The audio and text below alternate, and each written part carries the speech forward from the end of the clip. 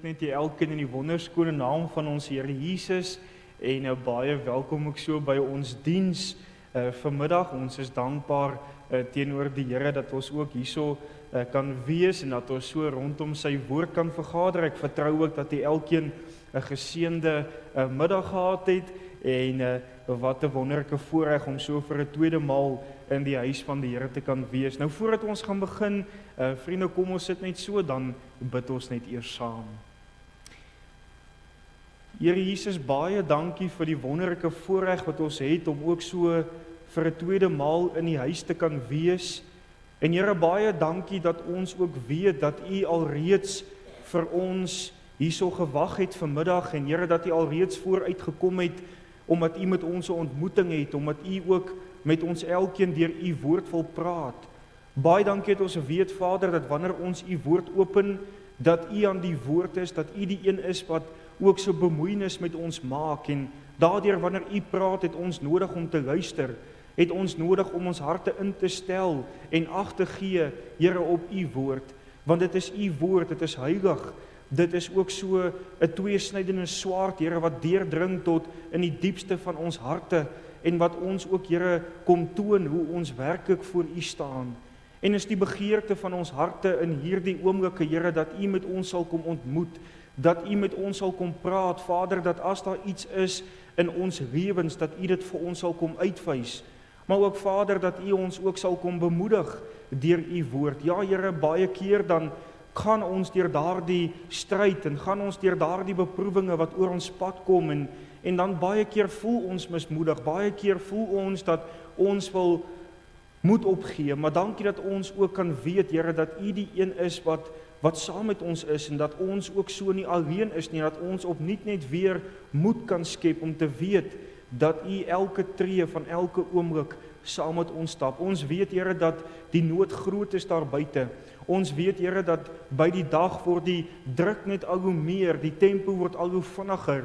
Maar kom vra ons dat U ons ook sal help en ons harte sal versterk en dat U ons ook net weer in hierdie oomblikke net weer sal kom verkoop, Here, met U woord en vir ons nuwe krag sal gee om ook hierdie week te kan uitgaan en ook die lewe te kan leef wat U van ons vra. Ons kom vra ook, Vader, dat U ook met ons sal wees en ons sal help en dankie dat ons ook hierdie dinge kan vra in U naam alleen bid ek dit. Amen.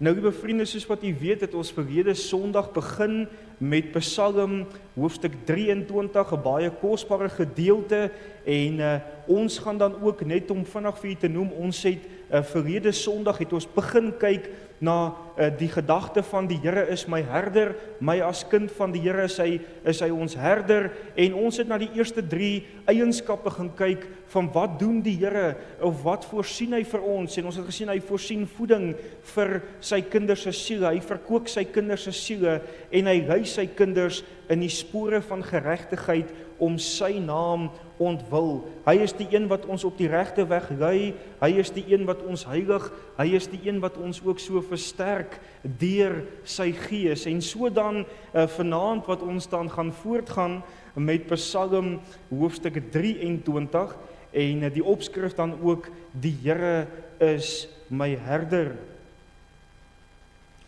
En sodra u die plek het, vriende, gaan ek dan net vir ons voorhou daar vanaf vers 1.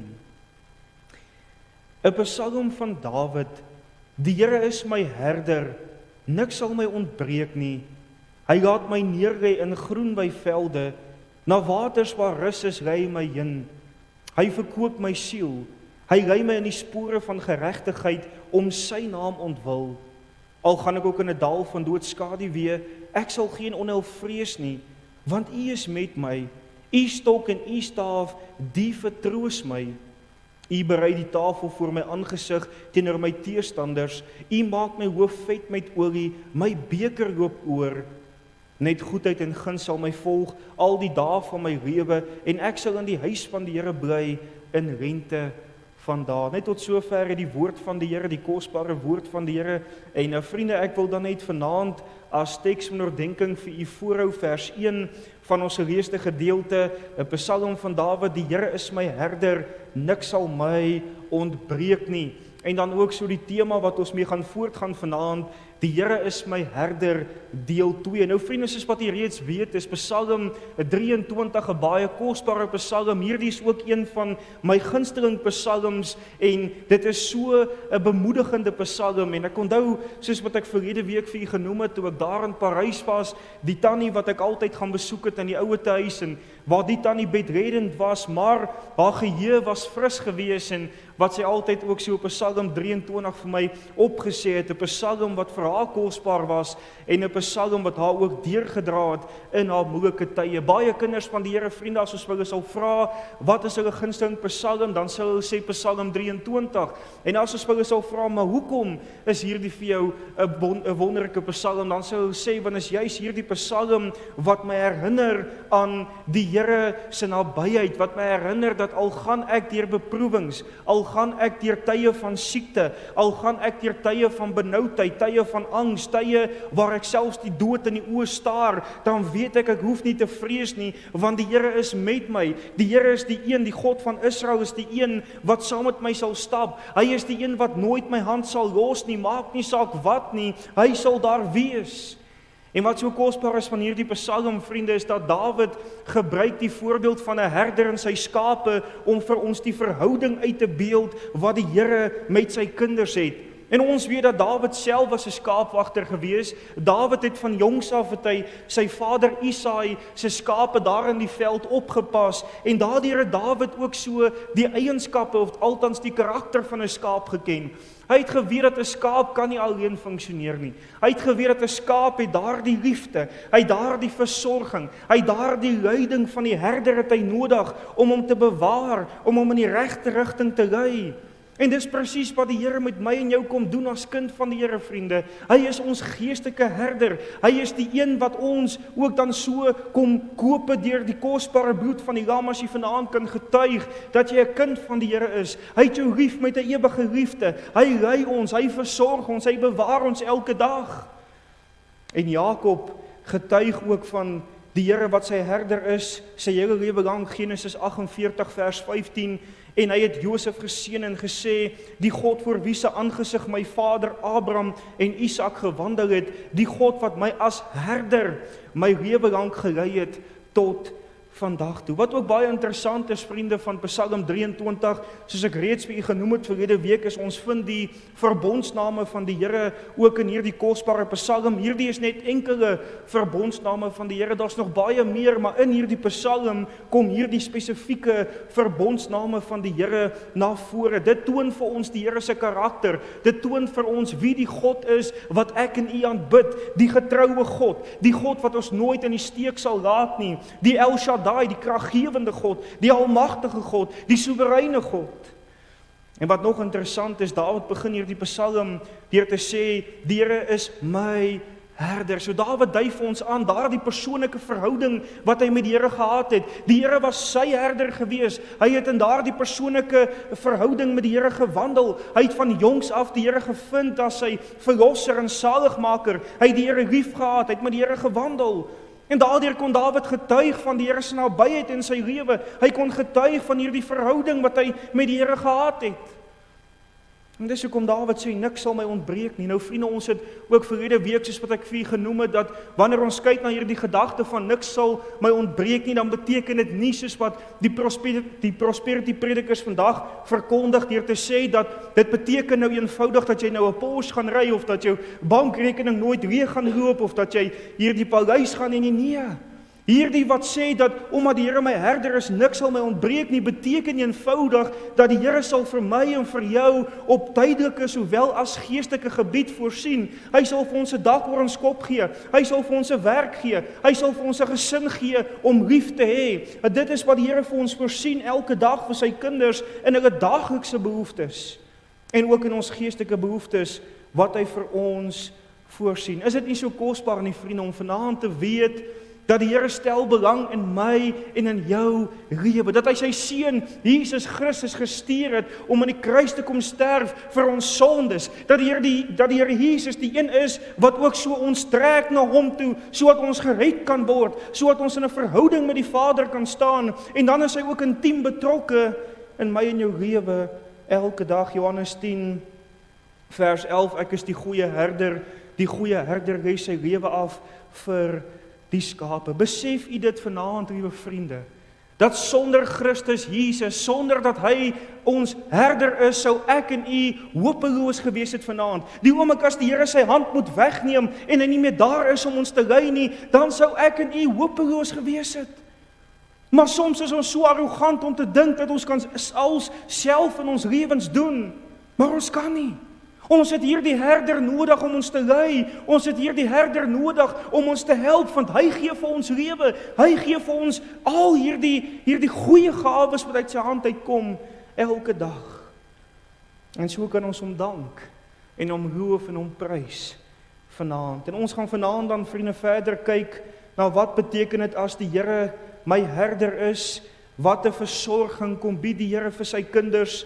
En ons gaan dan vanaand voort en ons sien dan in die eerste gedagte vir vanaand is dat die Here is saam met my in die dal van doodskaduwee. Let op vers 4, al gaan ek ook in 'n dal van doodskaduwee, ek sal geen onheil vrees nie, want U is met my, U stok en U staaf, die vertroos my. Nou vriende, dis belangrik om te verstaan dat veral in die Bybelse tyd was dit nodig geweest dat die herder soms hulle skape moes geskuif het. Hulle het nie altyd by dieselfde weivelde gewy nie, maar daar was 'n tyd geweest, veral wanneer die winter aangebreek het, wat hulle na 'n ander gebied toe moes gegaan het. So dit het geverg dat hulle deur gebiede moes reis en dat hulle hierdie paaie moes deurgaan om by 'n ander plek te kom. En baie van hierdie paaie, vriende, waardeur die skape en die herders moes gaan, was daar hierdie, en verskoon tog die Engelse uitdrukking, maar hulle noem dit in Engels die canyon walls. Nou dit was hierdie hoë berge gewees, hierdie hoë kraanse wat daar was, en hierdie paadjie wat deur hierdie kraanse gegaan het, was 'n nou pad gewees. En hierdie pad, vriende, was soms vol baie klippe gewees. Daar was partykeer hierdie strikke gewees. Daar was ook hierdie donkerte wat in hierdie kraanse geheers het, want u sien, die son kon nie deurgeskyn het nie, want hierdie kraanse het dit gekeer, so daar was ook 'n donkerte gewees. En daar was ook soms hierdie wilde diere wat weggekruip het en wat die skape kon aanval. Maar dis juis hier waar ons vind dat die herder nou langs sy skape gestap het. Dat die herder die een is wat gekyk het na sy skape, wat hulle versorg het, wat ook dan so op die hoede was dat as daar 'n wilde dier gekom het, dan sou hy daardie wilde dier doodgeslaan het, sou hy sy skape beskerm het. Dan weet ons dat ons het reeds gekyk, vriende, 'n staaf verwys dan nou dat die herder 'n staaf by hom gehad.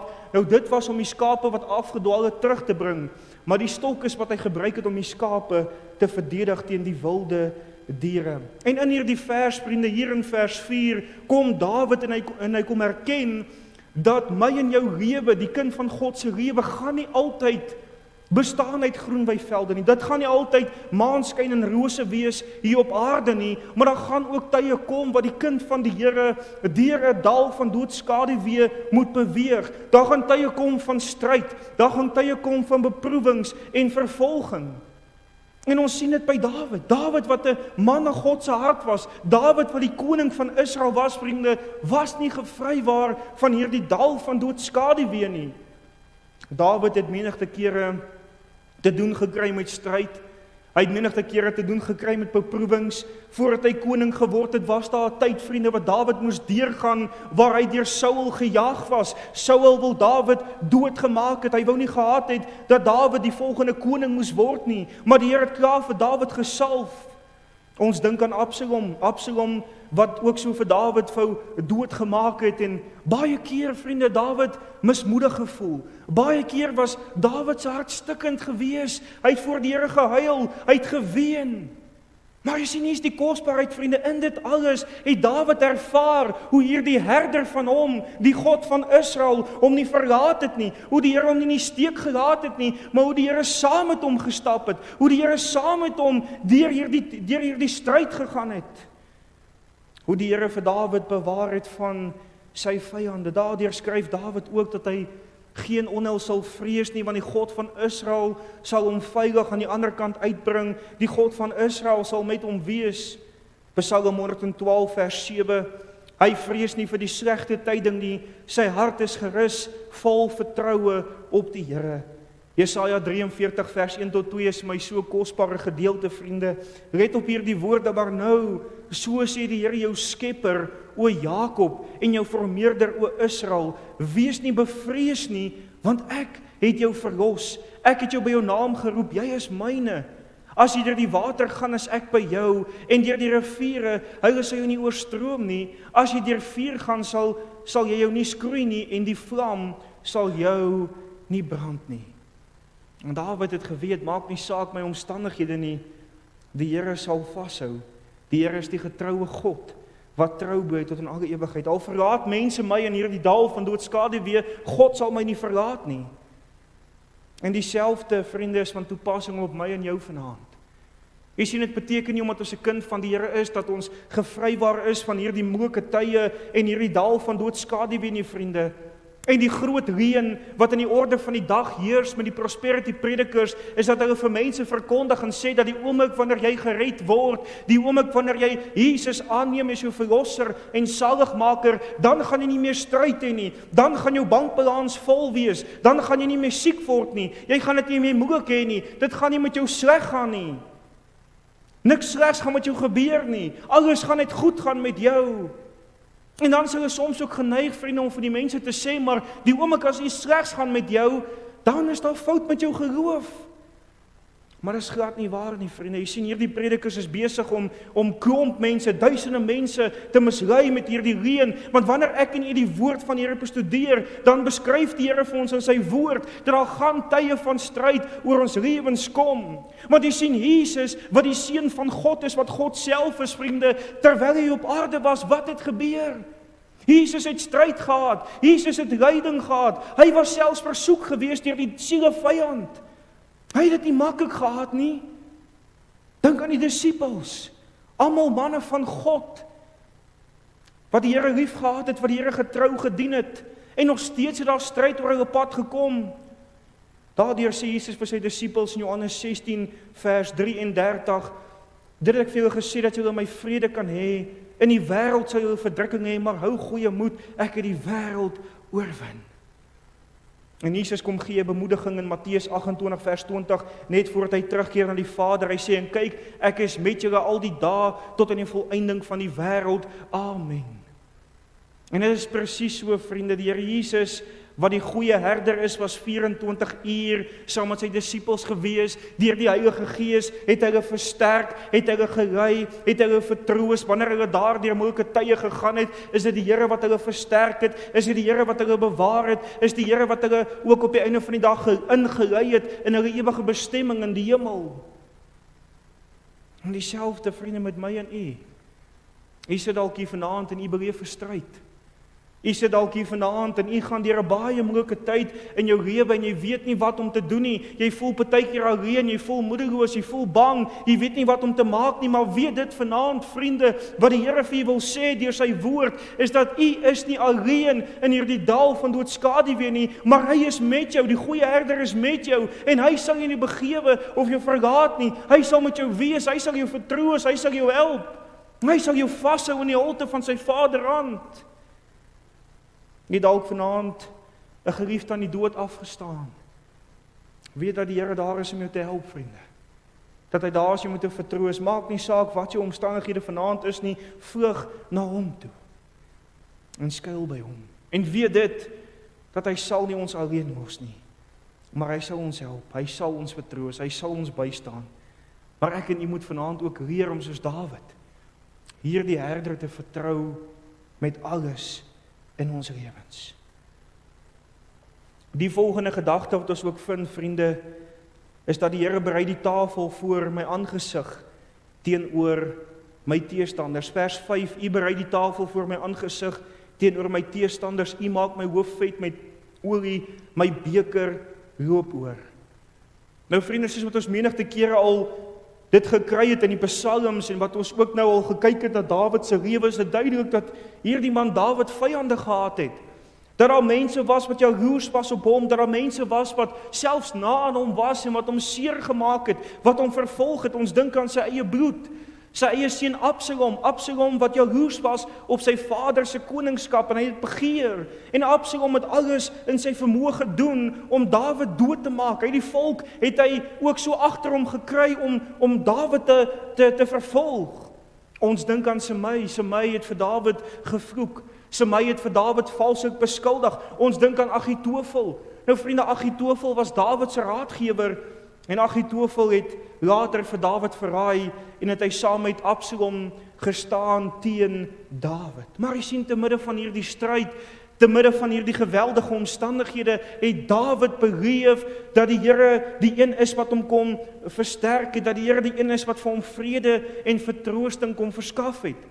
Nou wat baie interessant is, vriende, wanneer ons kyk na hierdie vers ook verder, dan sal ons ook agterkom dat terwyl Dawid hier in die stryd was, terwyl Dawid hierso besig was om oorlog te voer, moet ons in gedagte hou dat wanneer ons kyk na 'n soldaat, u sal weet, die van u wat ook in die weermag was, u sal onthou dat wanneer 'n mens dan oorlog toe sal gaan, of wanneer 'n mens daar in die oorlog is, dan eet jy nie baie nie. Jy eet daai blikkies kos wat hulle vir jou gee, en dan gaan jy weer verder, en jy gaan veg weer verder. So jy gaan nie by 'n tafel, 'n gedekte tafel gaan sit en jou tyd vat om te eet nie. Nee, jy gaan so vinnig as moontlik maak om te gaan, want anders te kom die vyand en gaan hy jou verslaan. Maar nou kom Dawid en hy kom skets vir ons 'n prentjie en hy sê te midde van hierdie oorlogsveld kom die Here en hy kom dek vir Dawid 'n tafel. En Dawid kom sit aan die tafel van die Here. Dawid word gevoed deur die woord van die Here. Te midde van sy vyande wat hom gejaag het, wat vir hom gelag het Dawid stil geword en tyd geneem om die Here se woord te lees en die Here se woord deel te maak van sy lewe. Dawid het te midde van hierdie oorlog, te midde van hierdie stryd, het hy gevind hoe die woord sy veilige hawe is, hoe dit die woord is wat hom vertroos, hoe dit die woord is wat hom rustig maak, hoe dit die woord is wat hom bemoedig het om te sê dat God is die een wat met jou vyande sal afreken, God is die een wat in beheer is van jou lewe, God is die een wie hierdie stryd vir jou sal stry, hy is die bewaarder van Israel, hy is in beheer, by hom is jy veilig. Daardeur Dawid hoef jy nie te vrees vir jou vyande nie, want God sal vir jou stry. Psalm 18 vers 2 tot 3 skryf Dawid en hy het gesê, ek het die hartlik lief, Here my sterkte, die Here is my rots en my bergvesting en my redder, my God, my rots by wie ek skuil, my skild en die horing van my heil, my rotsvesting. Spreuke 18 vers 10, vriende, die naam van die Here se sterk toring, die regverdige hardloop daarin en word beskud. Maar dan ook wanneer ons kyk na hierdie gedagte wat Dawid ook verder beskryf, hy sê, U maak my hoof vet met olie, my beker loop oor. Nou vriende, in die Bybelse dae was olie 'n baie besonderse middel gewees. Daar was baie duur olie gewees en dit het 'n sekere betekenis ook gehad. Daar's verskeie betekenisse, maar een van hierdie betekenisse wat ons vind is dat wat die gewoonte was in daardie tyd, wanneer 'n gas vir jou kom kuier het, dan sou die gasheer, wie se huis dan nou na wie toe hierdie gaste gekom het, hy sou die mense verwelkom het en dadelik het hy dan olie op hulle hoof gesit. En die gedagte net met dit, vriende, is dat hierdie olie het gedien as 'n verfrissingmiddel. Met ander woorde, dit het hierdie gaste wat ver gereis het dit verfris, het dit daardie lafenis gebied vir hulle, het dit vir hulle daardie koelte gegee of daardie afkoeling gegee.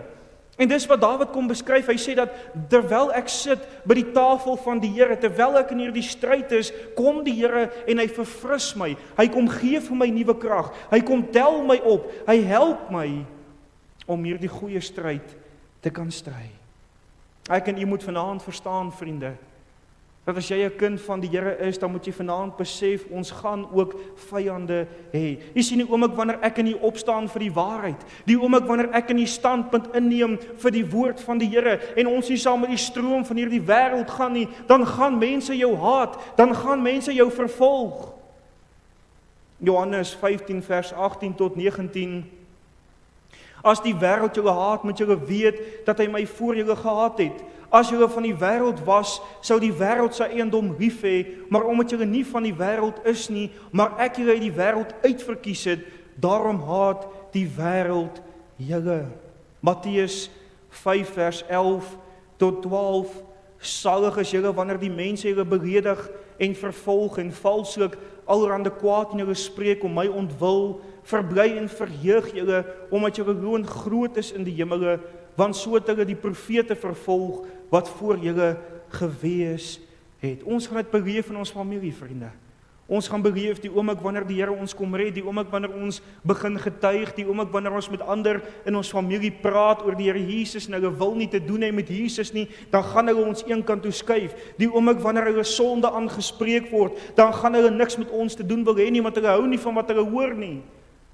En dan kan dit ook verder gaan in die tyd waarin ons lewe, ons sien hoe hierdie wêreld al hoe meer goddeloos begin raak, hoe God se woord verontagsaam word.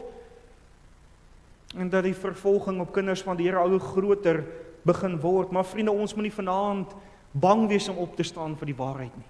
Ons moet nie vanaand bang wees om hierdie kosbare boodskap van die evangelie te verkondig nie. Ons moet nie vanaand bang wees om in liefde sonde aan te spreek nie. Ons moet nie bang wees om vanaand mense te waarsku oor die ewige hel en God se oordeel nie, want dit is ons verantwoordelikheid om dit te doen. En vriende, ek wil vanaand vir u sê dat ek sal eerder deur die wêreld vervolg word en ek sal die Here hê en die Here lief hê en die Here dien en vrede met hom hê, as wat ek die Here moet verhoon en die wêreld moet dien. Ek sal eerder 'n vriend van Jesus wees, as wat ek 'n vriend van die wêreld is en in die hel beland. En die bemoediging wat Jesus vanaand vir my en vir jou kom gee, vriende, hy as goeie herder, sal ons versterk in hierdie tye van vervolging. Hy sal ons nie verlaat nie, hy sal vir ons die tafel dek, sodat ons gevoed kan word deur sy onfeilbare woord. Maar jy sien, ek en u moet ook tyd neem in hierdie tyd van beproewings, in hierdie tyd van vervolging. Jy moet ons tyd neem om sy woord te lees, om sy woord in ons hart te beheer, want daardeur word ek en u versterk om deur hierdie stryd te kan gaan. Daardeur word ek en u ook bemoedig om te volhard en nie moed op te gee nie, maar om aanhou 'n getuie vir die Here te wees in hierdie moeilike tye. Psalm 119 vers 105, u woord is 'n lamp vir my voet en 'n lig vir my pad. Die woord wys vir ons ook die pad wat ons moet loop. Psalm 19 vers 8 tot 9, die wet van die Here is volmaak, dit verkoop die siel. Die getuienis van die Here is gewis, dit gee wysheid aan die eenvoudige. Die bevele van die Here is reg, hy verbly die hart. Die gebod van die Here is suiwer, dit verlig die oë. Vriende, waarna gryp u vanaand? Gryp u na die woord van die Here om daardeur gevoed te word, of gryp u vanaand na die dinge van die wêreld? Is u vanaand bang om op te staan vir die waarheid? Is u vanaand bang om vervolg te word? Of het u vanaand daardie ywer, daardie moed om te sê, maak nie saak of die wêreld my haat nie, vir my gaan dit oor Christus en Christus alleen. Vir my is die lewe Christus en die sterwe wins. Maar die laaste gedagte wat ons ook vind, vriende, is dat die Here kom gee ook vir sy kinders 'n wonderlike belofte, en dit is hy gee vir hulle ewige tuiste in die hemel. Let op vers 6. Dawid sluit hierdie psalm op 'n kosbare manier af. Hy sê, net goedheid en guns sal my volg al die dae van my lewe, en ek sal in die huis van die Here bly in lengte van dae. Hoe kosbaar om te weet, liewe vriende, dat die Here vir my en vir jou, as sy kinders, hierdie belofte kom gee van 'n ewige tuiste, waar ons dan ook saam met hom sal wees tot in lengte van dae. Jy sien, vriende, Dawid het geweet, met die Here as sy herder, hoef hy nie te vrees vir die dood nie, want die dood is nie die einde vir die kind van God nie, maar die dood is die begin van die ewige lewe saam met die Here. En hy het geweet dat as ek my laaste asem uitblaas hier op aarde, dat my goeie herder my in die ewigheid sal inlei, in sy woninge sal inneem, dat hy nie my hand sal los nie, dat hy my nie in die steek sal laat nie, maar dat hy my deur hierdie fase sal lei en my in sy woning sal inbring. Dat ek daar aan sy tafel ook in die hemel kan sit en hom kan aanbid tot in alle ewigheid. En dit was Dawid se verlange om by die Here te wees. Hy het daardie ywer gehad, daardie verlange, daardie begeerte om vir ewig te woon by die Here. Om te deel in die Here se ewige seëninge. Om hierdie grootte God te aanbid tot in alle ewigheid. Let op Openbaring 7 vers 15 tot 17, vriende, hierdie kosbaarheid wat vir ons beskryf word van die Here se woning. Hy sê, daarom is hulle voor die troon van God en dien hom dag en nag in sy tempel, en hy wat op die troon sit sal sy tent oor hulle oopspan. Hulle sal nie meer honger en nie meer dors hê nie, en nooit sal die son of enige hitte op hulle val nie, want die lam wat in die middel van die troon is, sal hulle laat wy en hulle na lewende waterfonteine lei, en God sal alle trane van hulle oë afvee. Hierdie beskryf vir ons wat ons as kinders van die Here sal beleef wanneer ons by die Here is. Hy sal ons daar laat wy by hom. Ons sal daar by hom wees, by hom sit, hom aanbid, hom loof, hom prys, tot in alle ewigheid. En dieselfde die Here Jesus vir sy disippels kom beloof in Johannes 14, dat hy gaan nadat hy gesterf het aan die kruis, nadat hy opgestaan het, nadat hy teruggekeer het aan die Vader, dan sal hy gaan om vir 'n ewige tuiste voor te berei, en hy sal ook weer kom om sy bruid te kom haal, sodat sy kan wees waar hy is. Johannes 14 vers 1 tot 3, let op hierdie woorde. Laat jou hart nie ontsteld word nie, glo in God, glo ook in my. In die huis van my Vader is daar baie wonings. As dit nie so was nie, sou ek dit vir julle gesê het. Ek gaan om vir julle plek te berei, en as ek gegaan en vir julle plek berei het, kom ek weer en sal julle na my toe neem, sodat julle ook kan wees waar ek is. En die disippels het 'n verlange gehad, vriende, om by Jesus te wees. Hulle het uitgesien na hierdie belofte, hulle het uitgesien na hierdie ewige tuiste, om by hulle meester te wees, en hulle het ook geweet, maak nie saak hierdie stryd wat hulle moet deurgaan nie, dis alles die moeite werd, solank as wat hulle by Jesus kan wees, en kan sit aan sy voete. Paulus het ook daardie verlange gehad om by Christus te wees, Filippense 1 vers 23, want ek word van weerskante gedring, ek het verlange om heen te gaan en met Christus te wees, want is ver weg die beste. 2 Korintiërs 5 vers 1 tot 2, want ons weet dat as ons aardse tentwoning afgebreek word, ons 'n gebou het van God, 'n huis nie met hande gemaak nie, ewig in die hemele, want om hierdie rede sug ons ook en verlang om met ons woning uit die hemel oorkreë te word. En dat ons ook dink aan die rower in die kruis, vriende, toe hy in daardie laaste uur voordat hy gesterf het, om tot Christus gewend het en Christus sy siel uit genade gered het, wat het Jesus vir hom gesê? Lukas 23 vers 43, en Jesus antwoord hom, voorwaar ek sê vir jou, vandag sou jy saam met my in die paradys wees. En hoe wonder ek om te weet, liewe vriende, dat as u vanaand kan getuig dat u 'n weergebore kind van God is, dat u uit genade gered is, dat u aan die Here Jesus behoort, dan sal hierdie wonderlike belofte vir my en vir jou, dat ons sal eendag by ons verlosser wees. Ja, ons is hier op aarde vir 'n sekere tyd, maar ons is hemelse pelgrims, ons burgerskap is in die hemel, ons is op pad om soontoe te beweeg, maar terwyl ek en jy op aarde is, het ons 'n taak, het ons 'n verantwoordelikheid, en dit is om vir die Here diensbaar te wees, dit is om vir hom te lewe, dit is om vir hom te arbei, dit is om vir hom ook met mense te praat oor hulle siele, en dis ook om 'n lewe te leef wat hom verheerlik. En so gou kan ons hierdie doel kan ons vergeet, vriende, so gou kan hierdie aardse dinge ons aandag aftrek, so gou kan ek en u gemaklik raak in hierdie wêreld, dat ons vergeet van dat daar 'n ewige woning vir ons is, dat ons op pad is na die Vader toe, en dat ons nodig het om ons alles vir hom te gee op aarde.